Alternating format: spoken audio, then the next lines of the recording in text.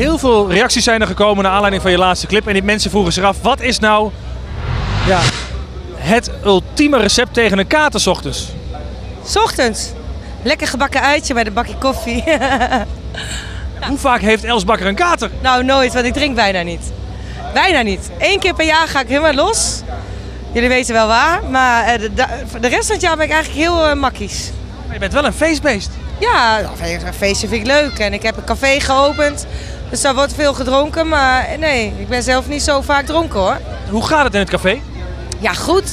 Ja, superleuk. Kom een keer kijken, zou ik zeggen. Nee, het is echt heel ander leven, maar wel leuk. Ja, top. Ik had verwacht dat ik er meer moeite mee zou hebben om echt tot laat in de nacht alleen maar te werken achter de bar. En natuurlijk doe ik mijn optredens ook. Maar nee, het valt me eigenlijk mee. Ik zit, als ik dicht ben, dan denk ik van, raar, stil. Nou, we hebben iedere zaterdag sowieso live artiesten. Het is heel gemêleerd publiek, dus van jong tot oud.